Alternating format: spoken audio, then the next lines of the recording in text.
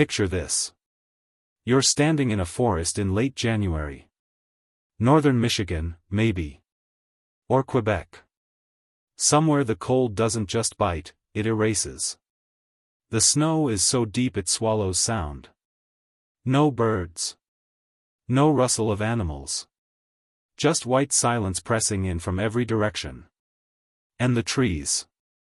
The trees feel like they're listening. Everyone says the Wendigo hunts people. That's the story, right? Some ancient, antlered nightmare stalking through the pines, hungry for human flesh. A monster.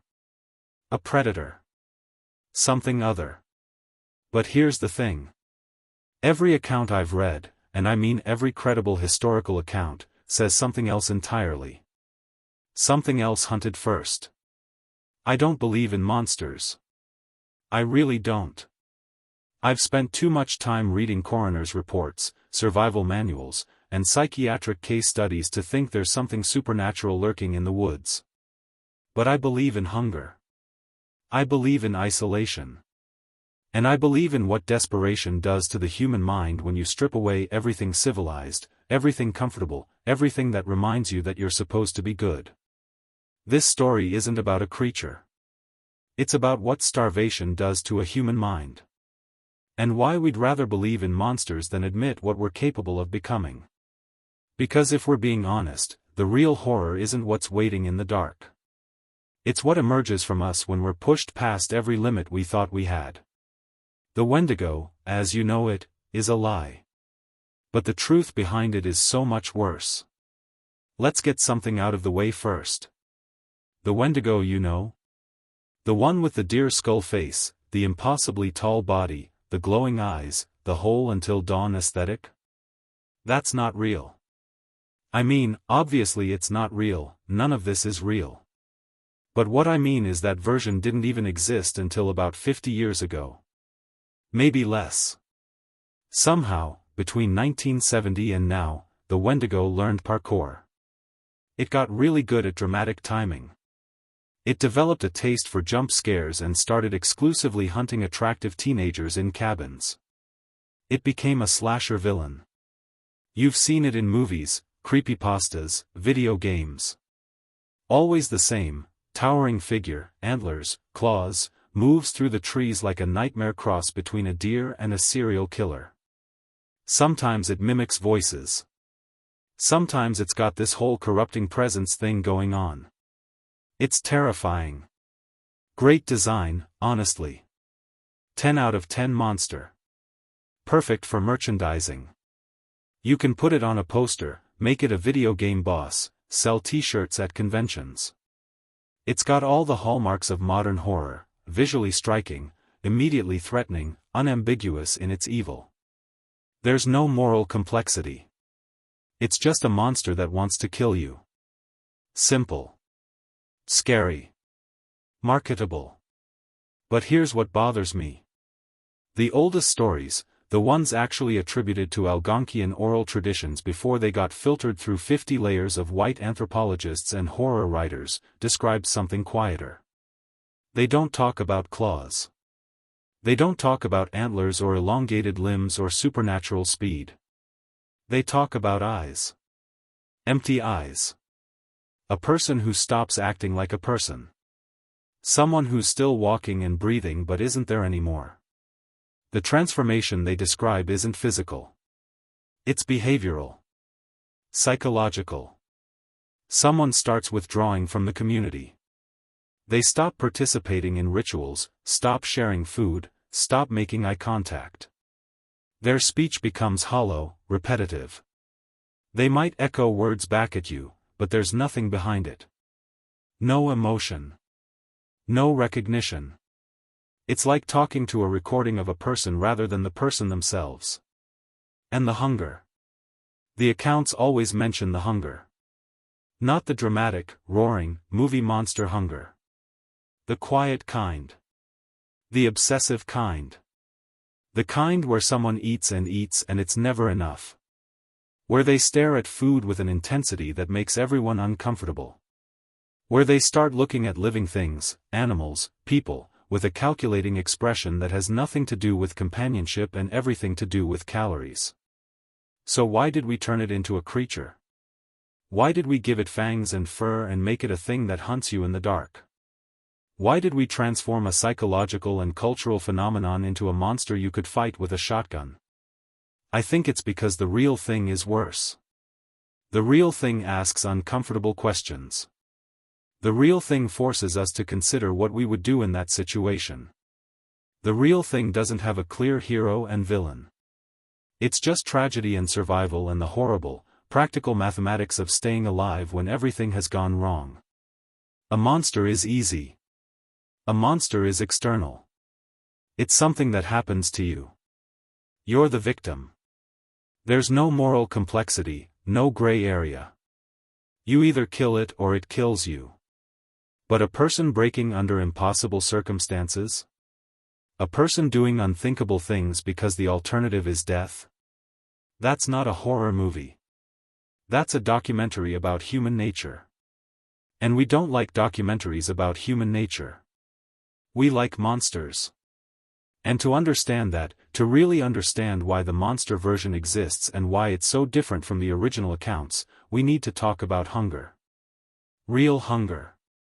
The kind that doesn't just make your stomach growl. The kind that rewrites your brain. Here's something most people don't know about starvation. It doesn't hurt the way you think it does. At first, yeah. Your stomach cramps. You feel weak. You get irritable, foggy, distracted. That's the part we all know, the part we've all felt when we skip lunch or do some ill-advised cleanse. It's uncomfortable, but it's manageable. You know it's temporary. You know there's food in your future. Your brain can handle that. But when it goes on, really goes on, something else happens. Something that doesn't get talked about enough in survival stories or wilderness documentaries. Your body starts eating itself. Literally. It burns fat first, then muscle. Your heart shrinks. Your organs begin to shut down. Your immune system collapses. Wounds stop healing. Your core temperature drops so low you stop feeling cold because your body has given up trying to maintain warmth. And your brain starts doing things to protect you. The human brain uses about 20% of your caloric intake under normal circumstances. It's an expensive organ to run. So when calories become scarce, when your body is running on fumes, the brain starts making cuts. It shuts down non-essential functions. And what counts as non-essential? Everything that isn't directly related to survival. Empathy goes first. The ability to imagine another person's suffering, to feel their pain as if it were your own, that takes energy. That requires neural pathways that need maintenance. So they shut down. Not all at once. Not dramatically. Just gradually, day by day, you find it harder to care about other people's problems. Harder to connect. Harder to see them as fully human. Memory gets fuzzy. Your ability to plan for the future deteriorates. You become focused entirely on the present moment, on the immediate problem of finding food, staying warm, staying alive. Time starts to blur. Days blend together. You might lose track of how long you've been out there, how long it's been since you ate something substantial, how long since you've seen another living creature. And then the hallucinations start. Not the dramatic kind. Not demons or angels or anything with narrative weight. Just sensory misfires. Shadows that move wrong. Sounds that might be footsteps or might be branches settling. Voices in the wind that could be human or could be nothing at all. Your brain, starved of glucose, begins to misfire. It fills in gaps with false information. It creates patterns where none exist. You start having intrusive thoughts. Repetitive, obsessive loops. The same ideas cycling through your mind over and over, like a record skipping. And these thoughts, they're not the kind you'd have under normal circumstances. They're survival thoughts. Practical thoughts. Thoughts stripped of all the social conditioning, all the cultural taboos, all the moral frameworks you were raised with. Because here's the key thing. Here's what people don't talk about. Hunger doesn't make you violent. Hunger makes you practical. It makes you calculating. It reduces human behavior to its most basic equation: calories in, calories out. What can I consume? What will keep me alive? What resources are available? And under normal circumstances, we have so many layers of civilization, so many moral and ethical guidelines, that we never even consider certain options. We don't think about them because we've been trained not to. Because we live in a world where those options are unthinkable, where they exist so far outside the realm of acceptable behavior that they might as well not exist at all. But when you're starving, when your brain is running on empty and all those higher functions have shut down, those layers fall away. The taboos start to crack. Not all at once. Not in some dramatic moment of moral collapse. Just slowly. Gradually. One intrusive thought at a time. Now imagine that's happening in the dead of winter. Northern wilderness, 1800s, maybe earlier. You're part of a small group, maybe a hunting party, maybe a family trying to make it to the next settlement. The snow came early. Game disappeared. Your supplies ran out faster than expected. Days pass. Then weeks. You're not just hungry. You're dying. Slowly. And you're watching everyone else die too. At first, you bury the dead. You say words over them. You act like humans do. You maintain the rituals, the ceremonies, the respect for the deceased. Because that's what separates you from animals. That's what makes you civilized. Even in the worst circumstances, even when everything has gone wrong, you hold on to that. But then the thoughts start. The practical thoughts. The survival thoughts. That body doesn't need to be buried. That body is resources. That body is protein, fat, calories. That body could mean the difference between life and death for everyone who's still breathing. Why waste it? Why let perfectly good nutrition decompose in the frozen ground when people are dying? And you hate yourself for thinking it. You're disgusted with yourself. You push the thoughts away. You tell yourself you're not that kind of person, that you would never, that there has to be another way. But the thoughts keep coming. Because your brain, in its desperate attempt to keep you alive, keeps presenting the option. Keeps running the calculations. Keeps showing you the solution to the problem. And here's the thing about taboos. They're not just cultural. They're psychological. They're the walls we build inside ourselves to separate us from animals, to maintain our sense of humanity, to create boundaries around what is and isn't acceptable behavior. And those walls, they're strong. They're built over years of socialization, reinforced by religion and law and social pressure. But walls can crack. And when you're starving, when every day is a struggle just to open your eyes, when you're watching people you love waste away to nothing, those cracks start to spread. The walls start to crumble. Not all at once. Not in some dramatic moment. Just slowly. Imperceptibly. One thought at a time. Long before you do anything, you've already thought it. You've already run the scenario. You've already justified it in your head. You've already had a dozen internal arguments where you played both prosecutor and defense attorney, where you weighed the moral implications against the practical necessities, where you tried to find some ethical framework that would make it acceptable or at least understandable. By the time the act happens, it's not a decision. It's just the next step. It's just the inevitable conclusion to a process that started weeks ago, back when the first intrusive thought appeared and you didn't have the energy to fully suppress it. The actual moment, the actual crossing of the line, that's almost anticlimactic. Because in your mind, you've already crossed it 100 times. You've already become the kind of person who could do this. The physical act is just catching up with the psychological reality. And that's when the real horror begins. Because once you've crossed that line, once you've broken that fundamental taboo, you can't uncross it. You can't go back. You can't unknow what you now know about yourself. You can't unsee what you've seen, undo what you've done, unbecome what you've become. So let's talk about what the Wendigo actually was. Or at least, what it was described as before it became Hollywood's favorite forest cryptid. In Algonquian traditions, and I'm simplifying here because there are dozens of nations with their own versions, their own stories, their own interpretations, the Wendigo wasn't a creature you encountered. It wasn't something lurking in the woods waiting to jump out at you. It was a state you entered. A transformation. A process. The Wendigo was the spirit of winter itself. Not the cozy, snowman building kind of winter. Not the picturesque, Hallmark card kind of winter. The kind that kills.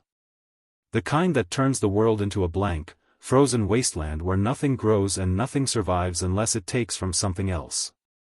It was the spirit of scarcity, of competition, of the zero-sum game where one person's survival means another person's death. It was the personification of selfishness. Of the moment when you stop thinking about the group and start thinking only about yourself. When you stop sharing and start hoarding. When you stop cooperating and start competing. When you stop seeing other people as people and start seeing them as obstacles or resources or threats. And it was the embodiment of endless, gnawing hunger that can never be satisfied. The hunger that doesn't go away after you eat. The hunger that grows with every meal. The hunger that consumes you from the inside out until there's nothing left but appetite. When a person gave in to that hunger, when they crossed the line and consumed human flesh, they didn't just commit an act. They became something else. They underwent a transformation that was spiritual, psychological, and social all at once. They ceased to be part of the community. They ceased to be human in any meaningful sense. They became Wendigo. The Wendigo wasn't something you met in the forest. It was something you became. And that distinction, that fundamental difference between the modern monster version and the original tradition, that's everything. Because it shifts the entire framework from external threat to internal collapse. From something that happens to you to something you choose, or that circumstances force you to choose, or that happens so gradually you don't even realize you've chosen it until it's too late. The descriptions vary depending on which nation's tradition you're looking at, which storyteller is telling the tale, which historical period you're examining. But certain details show up again and again across different accounts, different tribes, different time periods. And those recurring elements tell us something important about what people were actually describing. The person stops talking normally. They might mimic speech, repeat words back at you, respond to direct questions, but it's hollow. There's no real communication happening.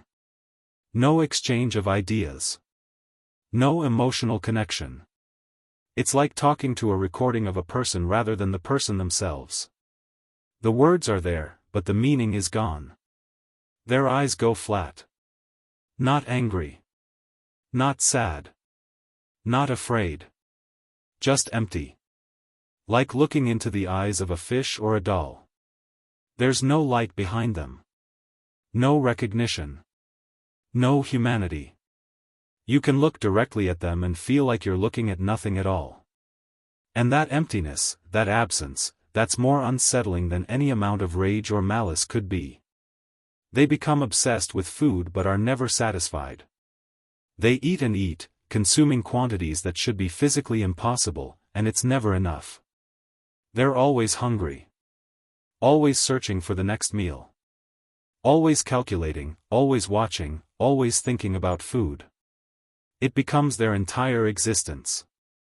The only thing that matters. The only thing they can think about.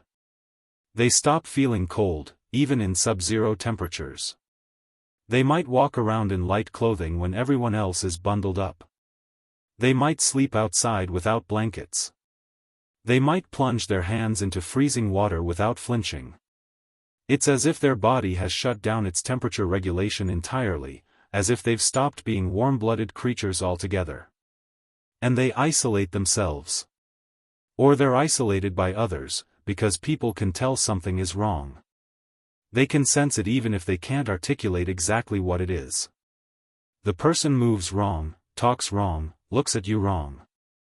There's something off about them that triggers every instinctive alarm bell we have as social animals. And so they're pushed out of the community, either by their own choice or by the group's collective decision, because having them around is dangerous in ways that are hard to explain but impossible to ignore. No claws required. No antlers. No glowing eyes or supernatural powers or enhanced strength. Just a person who isn't a person anymore. Just someone who's crossed a line that can't be uncrossed. Just the slow, inevitable collapse of everything that makes us human when the circumstances become inhuman enough. And here's the truly horrifying part. The part that keeps showing up in account after account. The transformation wasn't instant. It wasn't dramatic.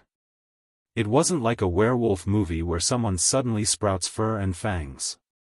It was gradual. Incremental. You could watch it happen.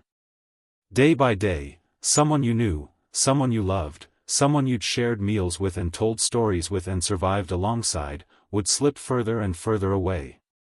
At first, you'd tell yourself it was just the stress. Just the hunger. Just the cold. Everyone was struggling. Everyone was on edge. It was natural to be a little withdrawn, a little irritable, a little obsessive about food. That was normal under the circumstances.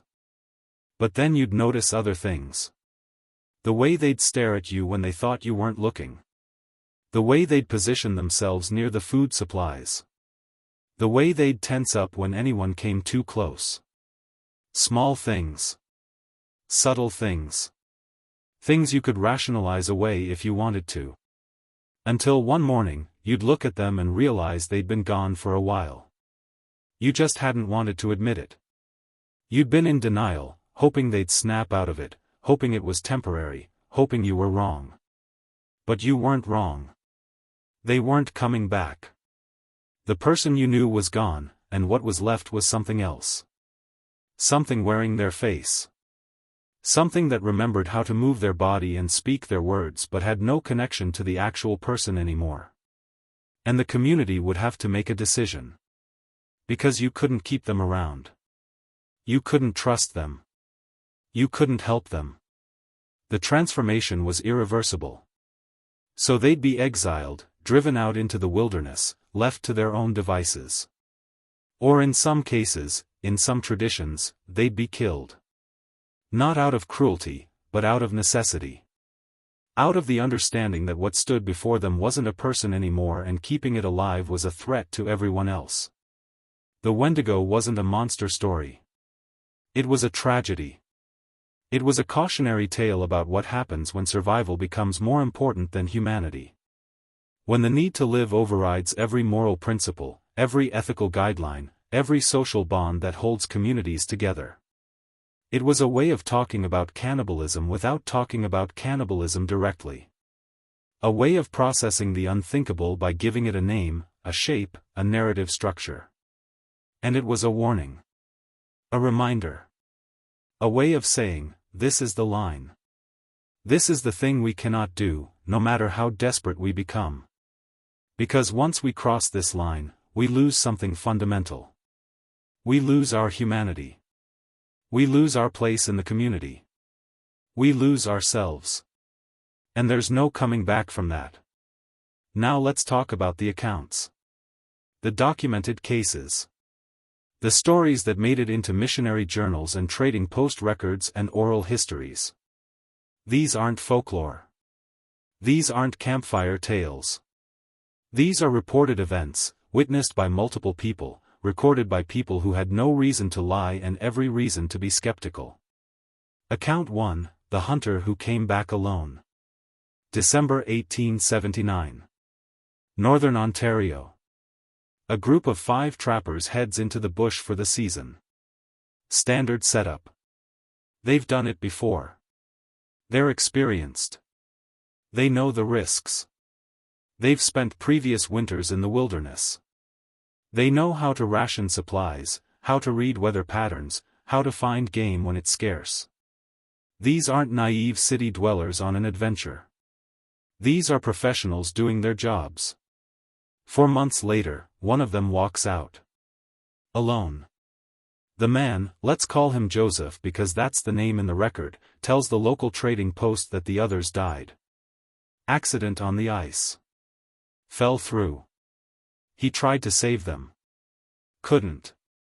Tragic. But believable. Accidents happen in the wilderness. Ice breaks. People drown. It's dangerous work. Nobody questions it initially. Except Joseph won't eat in front of anyone. He takes food back to his cabin. Eats alone. And when people check on him, when they try to offer support or comfort or just basic human connection, they notice he's off. He doesn't make eye contact. He mutters to himself. His hands shake when he's not moving, like he's fighting some constant internal battle. He's lost weight, but not in the way you'd expect from someone who's been starving. He looks wasted, hollowed out, but also somehow sustained. Like he's been eating, just not regularly, not healthily, not in any normal pattern. Someone asks him directly. One of the other trappers, someone who knew the men who died, someone who's noticed the inconsistencies in Joseph's story. They sit him down and say, "Joseph, what happened out there? What really happened?" And Joseph looks at them with those flat, empty eyes and says, "I survived." That's it. No elaboration. No details. No emotion. Just those 2 words. I survived. 3 weeks later, Joseph disappears back into the bush. He doesn't tell anyone he's going. Doesn't take supplies from the trading post. Doesn't say goodbye. One morning he's just gone. His cabin is empty. His few possessions are left behind. And no one ever sees him again. Now here's the thing. The official record says the other trappers died in an accident. That's what's written down. That's what's reported. That's the story that goes into the history books. But the unofficial stories, the ones passed around by the local Cree community, the ones that don't make it into official documents because they sound too strange, too supernatural, too impossible to believe, those stories say something different. They say Joseph came back wrong. They say he wasn't alone when he left that second time. They say he was hungry. Not hungry in the normal sense. Hungry in the way that never ends. Hungry in the way that makes you dangerous. And they say the reason he went back into the bush wasn't to trap or hunt or try to survive another season. He went back because he couldn't be around people anymore. Because something had broken in him that couldn't be fixed. Because he'd become something that didn't belong in human communities. And when hunters would pass through that region in subsequent years, they'd sometimes find signs. Campsites that looked wrong. Bones scattered in patterns that didn't make sense. Trees marked in ways that suggested someone was living out there, someone who'd been out there for years, someone who should have died but hadn't. And they'd leave quickly. They'd make offerings. They'd take different routes in future trips. Because they knew what was out there, even if they couldn't prove it, even if they couldn't explain it in ways that made sense to white traders and government officials. Account 2, the cabin on the frozen lake. This one comes from a diary. Found in an abandoned cabin near Lake Temagami sometime in the early 1900s. The exact date is unclear because the diary itself is partially damaged, water-stained and frozen and thawed multiple times. But enough is legible to piece together the story. The handwriting belongs to a man named Samuel, part of a surveying team that got cut off by an early blizzard. The first entries are normal. Optimistic, even. Samuel writes about the work they're doing, the maps they're making, the progress they're achieving. He writes about the other members of the team. Miller, who's good with instruments. Thompson, who knows the local geography. Jenkins, who keeps morale up with jokes and songs. There's a sense of camaraderie. Of purpose. Of men doing difficult work together and supporting each other through it. Then the tone shifts. It's subtle at first. Just a note about supplies running low. About game being scarce in the area. About the weather being worse than expected. Nothing alarming. Nothing that wouldn't be normal for a surveying expedition in northern Canada in winter. But you can feel the anxiety creeping in. The realization that they've miscalculated. That they're in more trouble than they thought. A week later, Miller is sick. He's developed a fever. He's not eating. He's getting weaker. Samuel writes about trying to keep him warm, trying to get him to drink water, trying to do everything they can with their limited supplies. But there's no medicine. No doctor. No way to get help. They're too far from any settlement. The snow is too deep. All they can do is wait and hope. Then this entry, Miller died last night. We buried him outside. It's too cold to dig deep. Just a few lines. Clinical. Detached. You can feel Samuel trying to keep his emotions in check. Trying to stay practical. Trying not to fall apart because falling apart won't help anyone. A week after that, we had to make a decision. God forgive us. That's all he writes. Nothing else. Just those 6 words. And the implications hang there, unspoken but unmistakable. We had to make a decision. About what? About Miller's body? About survival? About crossing a line they never thought they'd have to cross? Samuel doesn't elaborate. Maybe he can't. Maybe writing it down would make it too real. The entries after that get shorter. More detached. More fragmented. Samuel's handwriting deteriorates. His sentences become choppy. His thoughts incomplete. He's no longer documenting a surveying expedition. He's just trying to mark the passage of time. Trying to maintain some record of his existence. Trying to hold on to something resembling sanity. It's easier if I stop thinking of them as people. That's one entry. Not about Miller anymore. About Thompson and Jenkins. About the other members of the team who are still alive. Or were alive when he wrote that. It's easier if I stop thinking of them as people. As if he's giving himself permission. As if he's trying to justify something he hasn't done yet but knows he will have to do. As if he's preparing himself psychologically for the next inevitable step. I don't feel hungry anymore. Just empty. That's another entry. Days later. Or maybe weeks. The dates have stopped making sense. Time has become irrelevant. There's only now. Only the immediate present. Only the constant calculation of survival. And the hunger has changed. It's not physical anymore. It's something else. Something deeper. Something that can't be satisfied with food. And then the last entry.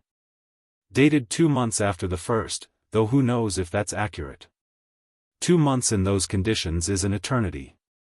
2 months of winter in an isolated cabin with dwindling supplies and no hope of rescue. 2 months of watching people die and making impossible decisions and becoming someone you never thought you'd become. I'm the only one left. But I hear them outside at night. Scratching at the door. I think they want back in. That's how it ends. That's the last thing Samuel writes. And you can interpret it multiple ways. Maybe he's hallucinating. Maybe the isolation and starvation have broken his mind completely. Maybe he's hearing wolves or wind or branches scraping against the cabin walls. Or maybe he's hearing what he did to Thompson and Jenkins. Maybe guilt has manifested as auditory hallucinations. Maybe his conscience, or what's left of it, is tormenting him with the sounds of the people he ate trying to reclaim their bodies. Maybe the line between reality and delusion has dissolved completely and he can no longer tell the difference. When they found the cabin, Samuel wasn't there. The door was open. Snow had drifted inside. The space was empty except for a few scattered possessions and the diary, left on a table as if he'd meant for someone to find it. As if it was his confession. His testimony. His way of saying what he couldn't say directly. And there were bones. A lot of bones. Inside the cabin and scattered around outside. Human bones. The forensic analysis, such as it was in those days, confirmed that multiple individuals were represented. More than just Miller. More than the number of people on the surveying team. Which raises questions nobody wanted to ask. Who else was there? Where did they come from? Or had Samuel been out there longer than anyone thought?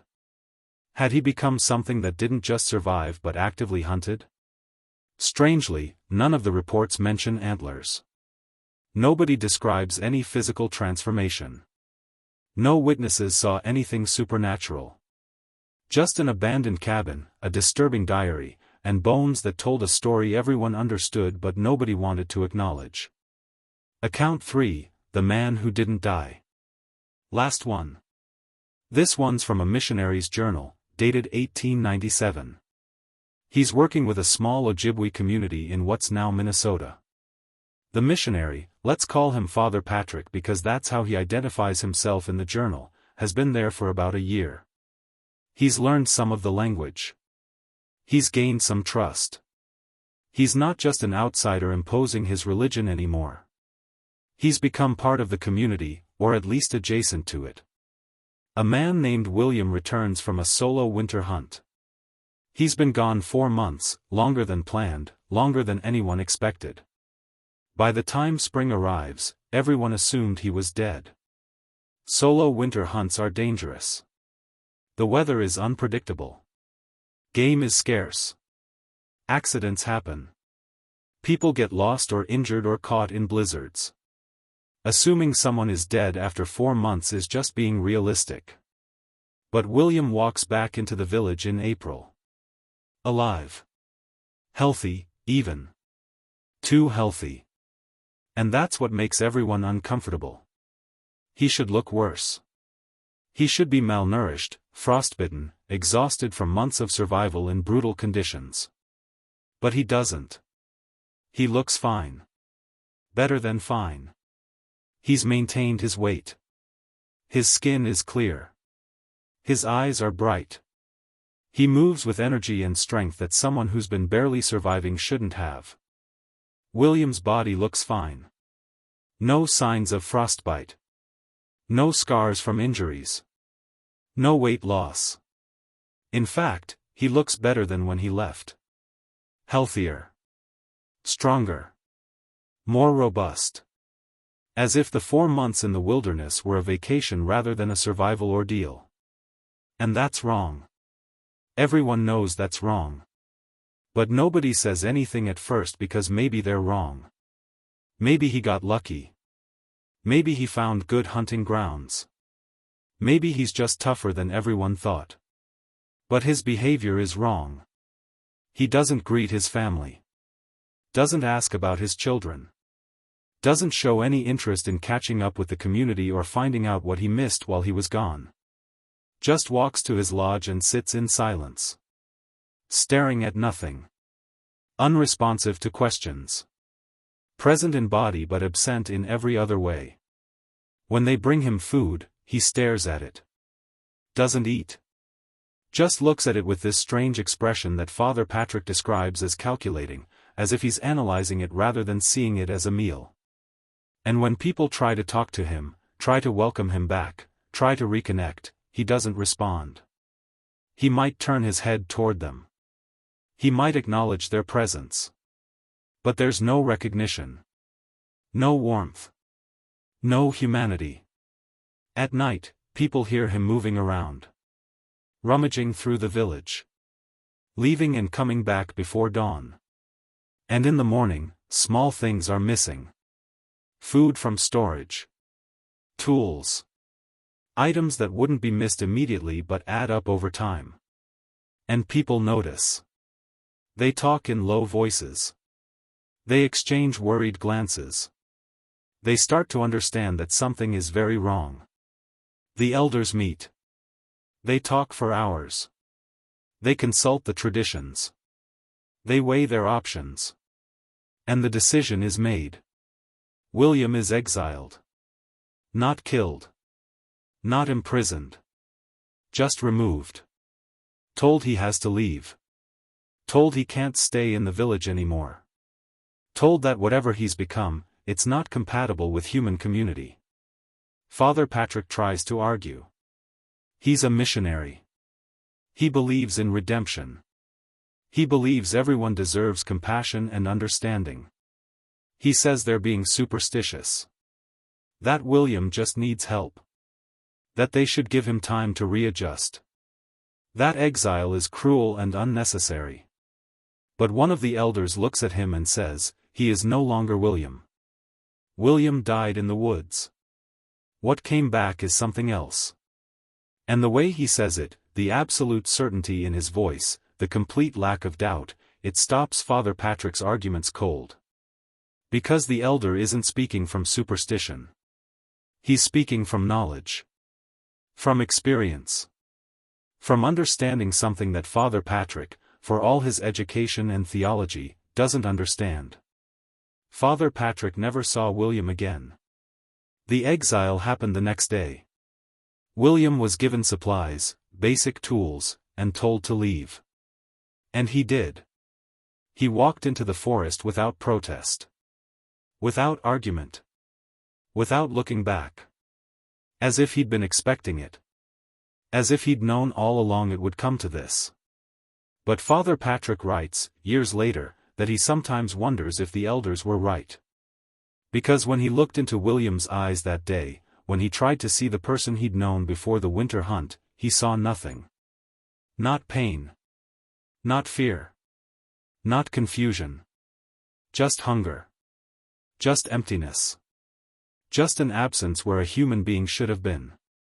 And he writes that in all his years as a missionary, in all his experiences with people in crisis, people in pain, people struggling with faith or grief or loss, he'd never seen anything like it. He'd seen desperation. He'd seen anger. He'd seen profound sadness. But he'd never seen someone who looked human but wasn't. Someone who wore a human face like a mask but had nothing behind it. The account ends there. Father Patrick doesn't speculate about what happened to William. Doesn't theorize about where he went or how long he survived. Just records the event and his uncertainty about it. His admission that maybe the elders knew something he didn't. Maybe there are things that exist outside his understanding, outside his theology, outside his worldview. Maybe the Wendigo was real after all, just not in the way he'd expected. Okay. Let's take a breath. I know that was heavy. And I know what you're thinking. Cool story. Very creepy. But none of that proves the Wendigo is real. And you're absolutely right. It doesn't. Because the Wendigo isn't real. At least, not the way we think of monsters being real. Not as some supernatural entity stalking through forests looking for victims. Not as a 10-foot-tall skeleton deer with ice powers and a taste for human flesh. You know what's funny though? In every single one of those accounts, and I've read dozens more just like them, nobody mentions antlers. Nobody describes glowing eyes or elongated limbs or supernatural speed or any of the visual stuff we associate with the Wendigo now. They describe behavior. They describe wrongness. They describe the uncanny valley feeling of looking at something that should be human but isn't quite right. That's not marketable. That's not fun. That's not something you can turn into a boss fight. They describe psychological states. Social breakdown. The gradual dissolution of everything that makes someone a person. And that doesn't sell. A person who stops acting like a person? That's tragic. That's uncomfortable. That's a documentary about the Donner Party, not a creature feature. That's something you have to think about, something that raises questions about human nature and morality and what you would do in that situation. And we don't want to think about that. We want easy answers. We want clear villains. We want monsters we can point to and say, that's the bad thing, that's what we're afraid of, that's what we need to fight. But a 10-foot-tall skeleton deer monster with ice powers? That's a poster. That's a video game boss. That's something you can put on a t-shirt. That's something you can fight with a shotgun and feel heroic about. There's no moral complexity. There's no uncomfortable questions. It's just a monster. It's evil. You kill it. You win. Story over. It's more comforting to blame a creature than admit we're capable of this. Because if it's a monster, it's external. It's something that happens to you. You're a victim. There's no moral complexity.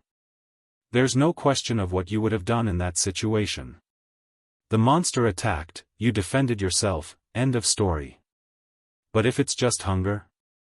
If it's just the slow, inevitable collapse of everything that makes you human when you're pushed past the breaking point?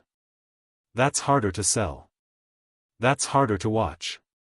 That's harder to live with. If it's just circumstances and desperation and the practical mathematics of survival, then we have to ask ourselves, what would I do? How long would my morality last? How many days of starvation until I started having those intrusive thoughts? How many weeks until I stopped pushing them away?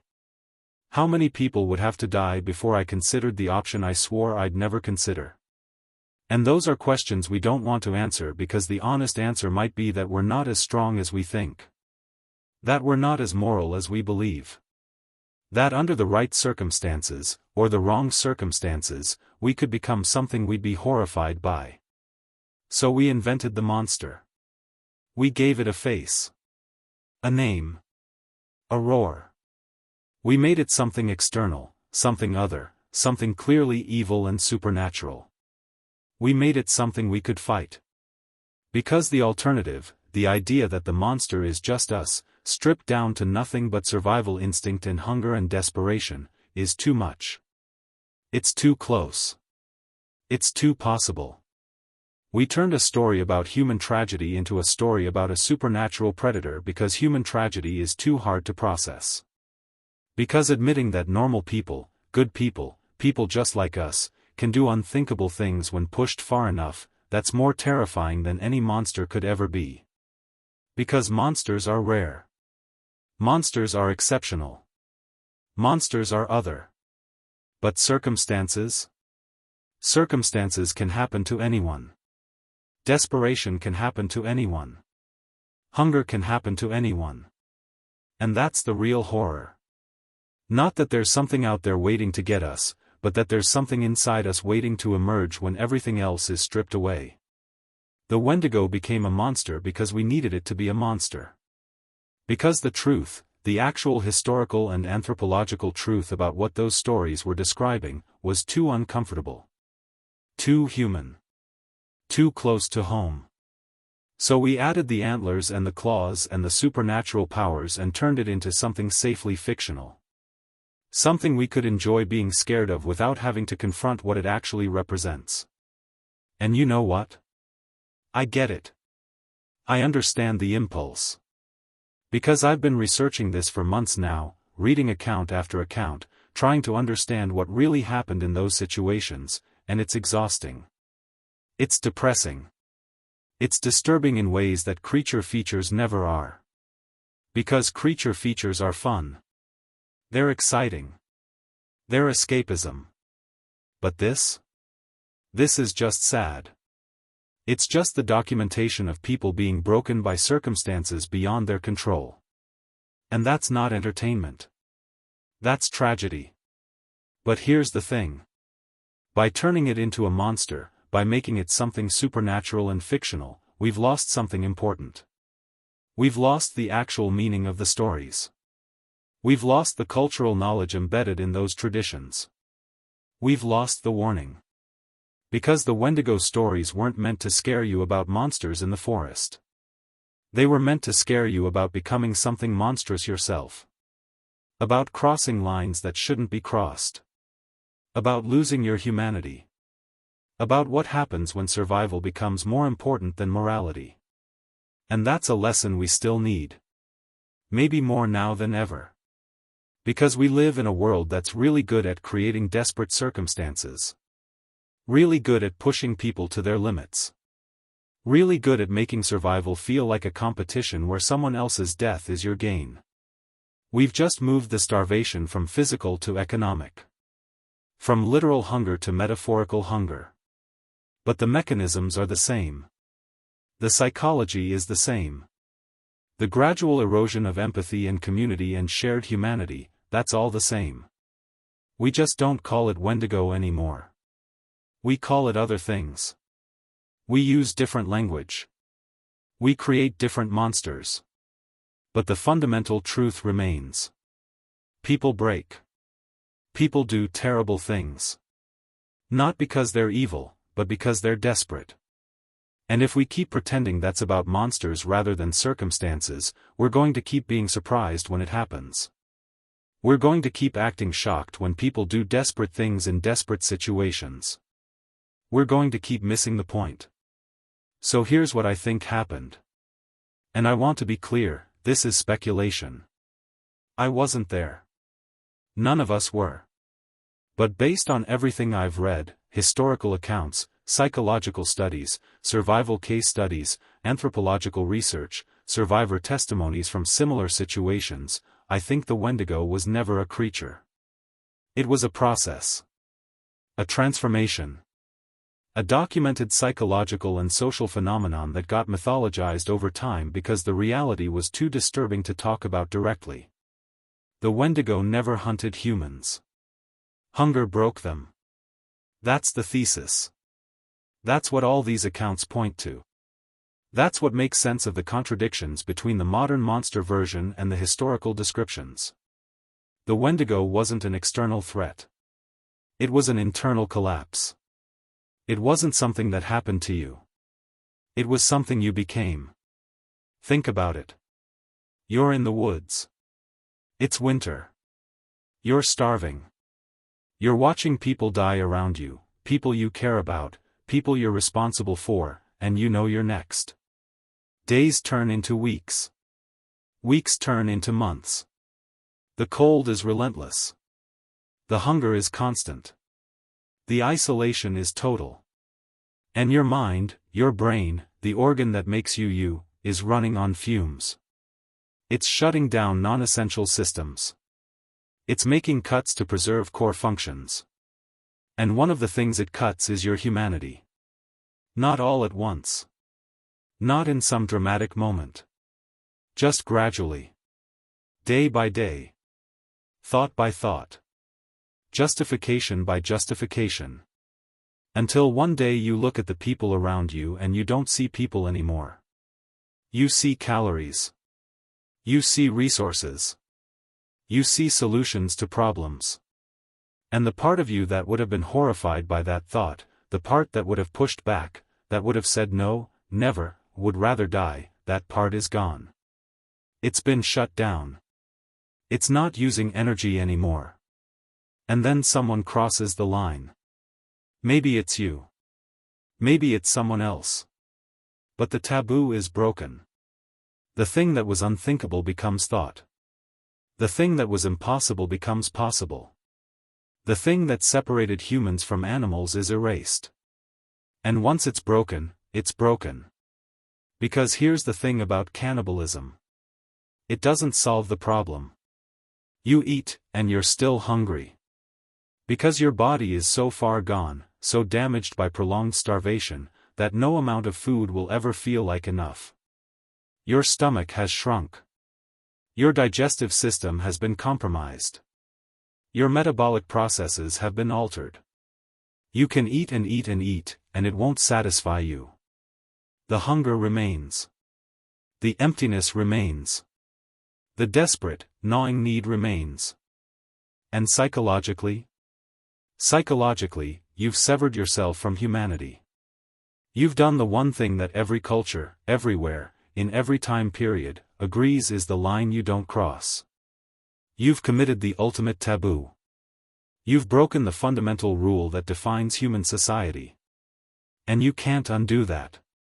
You can't unknow what you now know about yourself. You can't unsee what you've seen. You can't unbecome what you've become. You can't go back. You can't rejoin society. You can't look at another person and see them as anything other than a potential meal. Because that's what they are now. That's what everyone is. You've crossed over into a different way of seeing the world, a different way of being in the world, and there's no bridge back. The person you were is gone. The social bonds that connected you to other humans are severed. The moral framework that guided your behavior is destroyed. You're Wendigo now. Not because you grew antlers or developed supernatural powers or became possessed by an evil spirit. But because you became something that can't exist in human community. Something that's fundamentally incompatible with civilization, with morality, with the basic social contracts that allow people to live together. You're a walking reminder of what humans are capable of under the worst circumstances.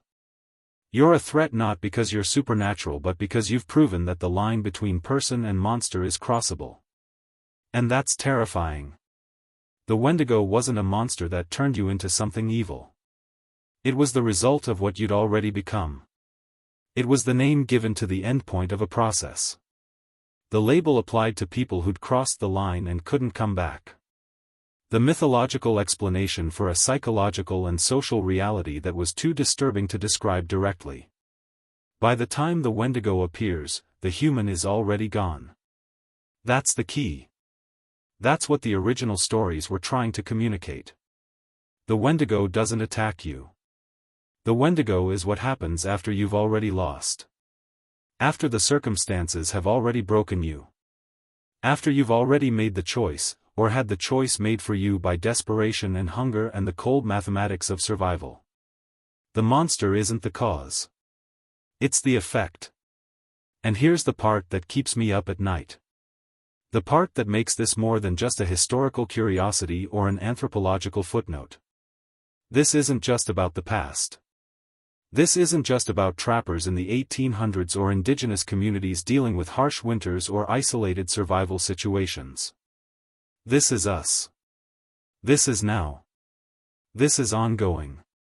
We live in a world where scarcity is artificial. Where resources exist but are hoarded. Where food is produced in abundance but people still starve. Where the distribution system is broken by design. Where wealth accumulates at the top while people at the bottom scramble for scraps. We've created modern scarcity in the midst of abundance. We've engineered desperation in a world that has enough for everyone. And where people are isolated. Not by snowstorms and geography, but by design. By economic systems that pit us against each other. By social structures that reward competition and punish cooperation. By technologies that connect us superficially while isolating us profoundly. We're more connected than ever and more alone than ever. We have thousands of friends online and no one who'd help us bury a body. We have constant communication and no real community. We create conditions where people are desperate, and then we act shocked when they do desperate things. We build systems that require people to fight for survival, and then we're surprised when they fight dirty. We construct societies where someone else's failure is your success, where resources are zero-sum, where helping others means hurting yourself, and then we wonder why people become selfish and cruel. And when they do, we call them monsters. We give them labels. Criminals. Addicts. Homeless. Mentally ill. We make them other. We treat them as if they're fundamentally different from us, as if they're a different category of being, as if their circumstances and choices don't reflect anything about human nature in general but are instead evidence of their individual moral failure or inherent evil or genetic inferiority. Because if we admitted that they're just us under different circumstances, if we admitted that the line between respectable citizen and desperate criminal is just a few missed paychecks or medical emergencies or bad breaks, if we admitted that we're all capable of terrible things given the right push, that would be uncomfortable. That would require us to examine the systems we've built. That would require us to take responsibility. That would require us to admit that maybe the problem isn't individual moral failure but collective structural violence. So we make them monsters. We create a mythology of good people and bad people, of deserving and undeserving, of those who matter and those who don't. We build Wendigos out of homeless people and drug addicts and criminals, and we tell ourselves we're nothing like them, that we could never become them, that there's some fundamental difference between us and them. But there isn't. The Wendigo is still here. It just doesn't live in the woods anymore. It lives in cities. It lives in suburbs. It lives in the gaps and cracks and margins of our society where people are pushed too far, where the safety nets fail, where the support systems break down, where people are forced to choose between impossible options. It lives in the single mother working 3 jobs and still not making enough to feed her kids, making desperate decisions about which bills to pay and which needs to ignore. It lives in the veteran with PTSD and no healthcare, self-medicating and becoming something his family doesn't recognize.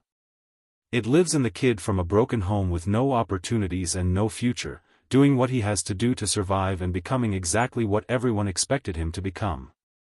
It lives in all of us. Dormant. Waiting. Hoping it never gets activated.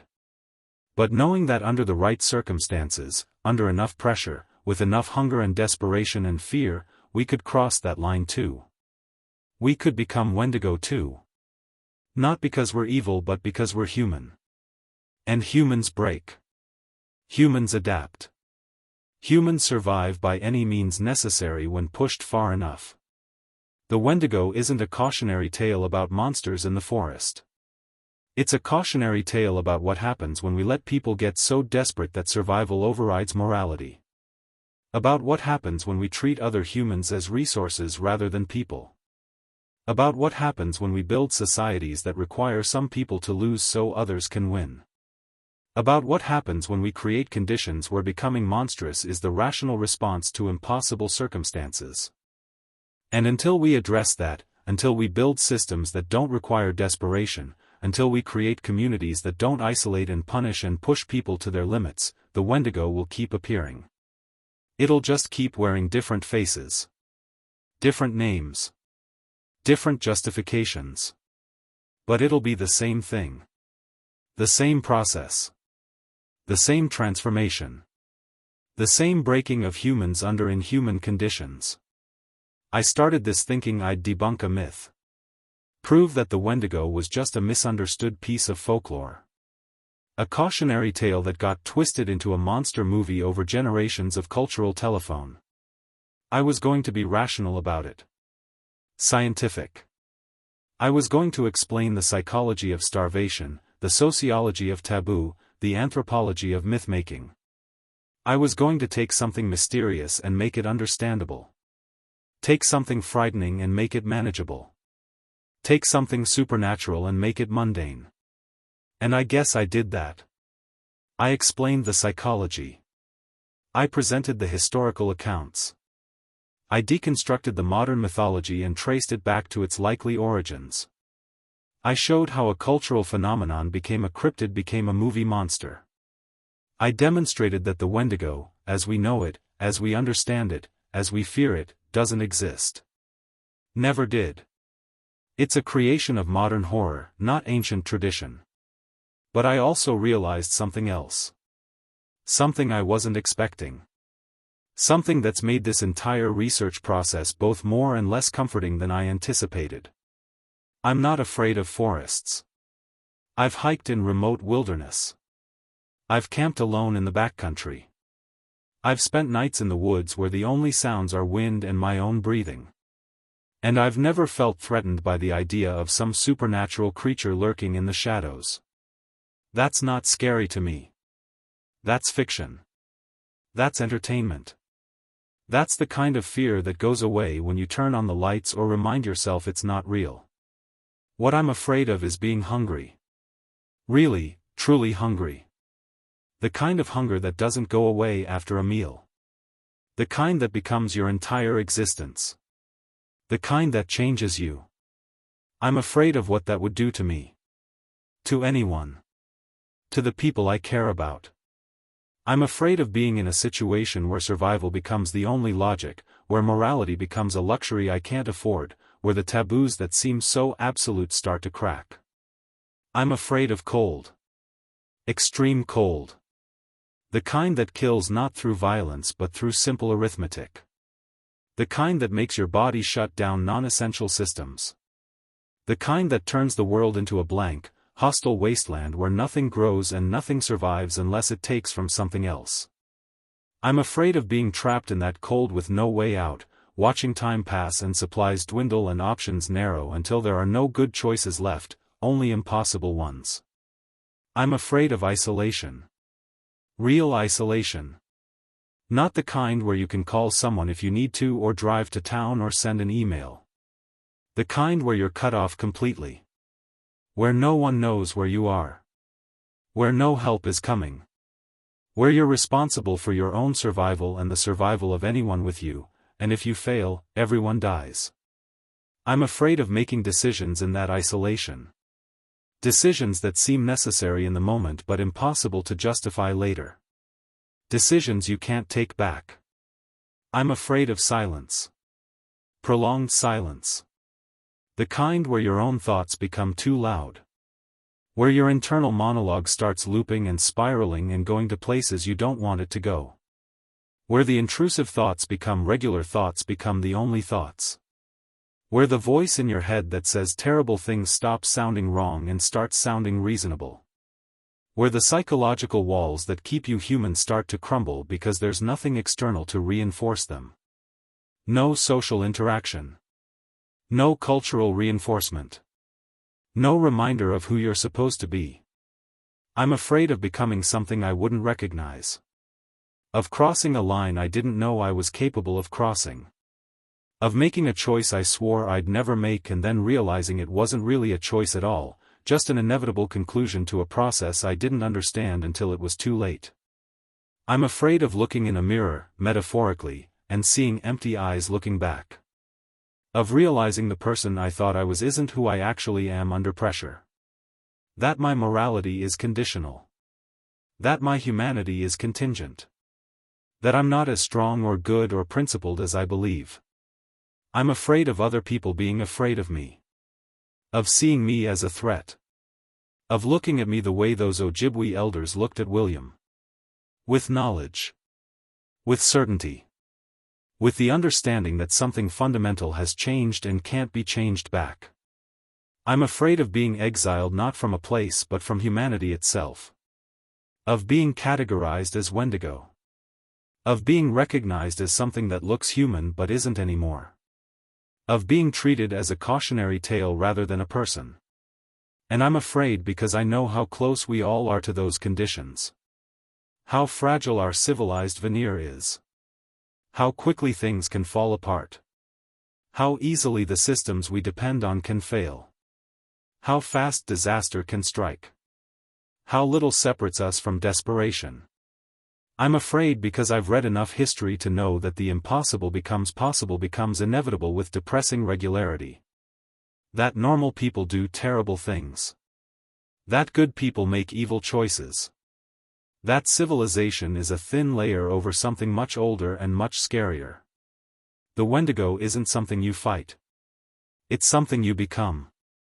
And the worst part, the truly horrifying part that I keep coming back to, is that you don't even realize it's happening. It's not dramatic. It's not sudden. It's not like a werewolf transformation where you can point to a moment and say, this is when everything changed. It's gradual. Incremental. One small compromise at a time. One rationalization after another. One boundary crossed, then another, until you've traveled so far from where you started that you can't even see it anymore. You think you'd notice. You think you'd stop yourself. You think you'd hold on to your principles no matter what. But you wouldn't. Because principles need energy to maintain. Morality needs resources to support it. Empathy requires brain function that hunger shuts down. And when you're in that state, when you're that desperate, when you're that far gone, you don't think about principles anymore. You think about survival. And survival has its own logic. Its own rules. Its own imperatives that override everything else. By the time you realize what you've become, it's already too late. By the time someone else notices and names it, you're already Wendigo. Already transformed. Already lost. The person you were is gone, and what remains is just the biological machinery of survival running programs that have nothing to do with humanity and everything to do with staying alive at any cost. So if you ever find yourself in the woods, in the dead of winter, and you hear footsteps in the snow, ask yourself how long has it been since they ate. But also ask yourself how long it's been since you ate. How cold you are. How isolated. How desperate. Because the footsteps might not be something out there. They might be something in here. Something inside you. Something waiting for the right circumstances to emerge. Something that's always been there, dormant, suppressed by food and warmth and community and the thin veneer of civilization. The Wendigo doesn't hunt you. You become it. One missed meal at a time. 1 degree colder. 1 day more isolated. 1 thought you don't quite push away. 1 boundary you tell yourself you'll never cross until you do. And by the time anyone notices, by the time you hear those footsteps in the snow, it's too late. The transformation is complete. The person is gone. And all that's left is hunger. Endless, gnawing, never satisfied hunger that walks on 2 legs and wears a human face but isn't human anymore. Has never been human. Not for a long time. That's what keeps me up at night. Not the monster. The mirror. Not what might be out there but what might be in here. Not the Wendigo in the forest but the Wendigo in me. In all of us. Waiting. Dormant. Hoping it never wakes up but knowing that under the right conditions, under enough pressure, with enough desperation, it could. It would. It will. Because the Wendigo was never hunting humans. Hunger broke them. And hunger can break anyone. Even you. Even me. Especially us. Because we're not special. We're not immune. We're not different from the people in those accounts, the people in those cabins, the people who disappeared into the snow and came back wrong or didn't come back at all. We're just lucky. Lucky to live in circumstances where food is abundant and warmth is accessible and isolation is optional. Lucky that our taboos haven't been tested.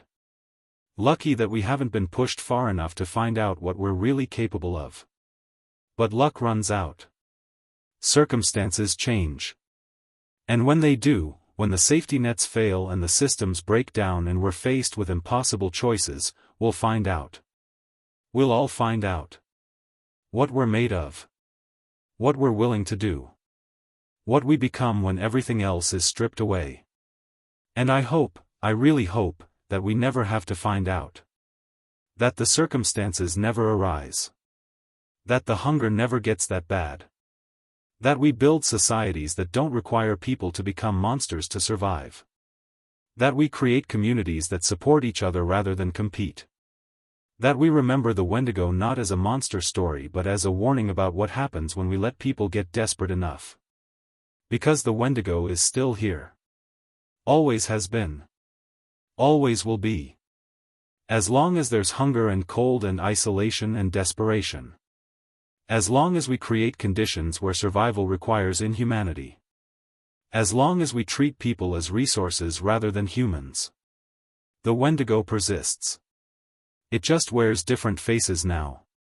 Goes by different names. But it's the same transformation. The same breaking. The same loss of humanity. And if you listen carefully, if you really listen, you can hear the footsteps. In the snow. In the city. In the silence between heartbeats. Getting closer. Always closer. Asking the same question it's always asked. How long has it been since they ate? How long has it been since you ate? How long until hunger rewrites the rules? How long until practical becomes possible becomes inevitable? The footsteps are coming. They've always been coming. The only question is whether we'll hear them in time. Whether we'll recognize them for what they are.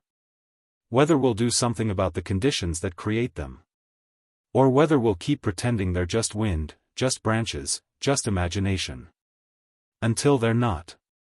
Until they're right behind us. Until they're us.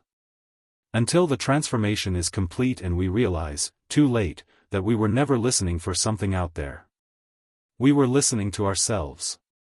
To what we've always been. To what we've always been capable of becoming. To the Wendigo that lives in all of us, waiting for its moment. Waiting for the hunger. Waiting to break free. The story ends here. But the Wendigo doesn't. It never does. It just waits. In the woods. In the city. In the mirror. In you. In me. Waiting for winter. Waiting for hunger. Waiting to become what it's always been. What we've always been. What we'll always be when pushed far enough.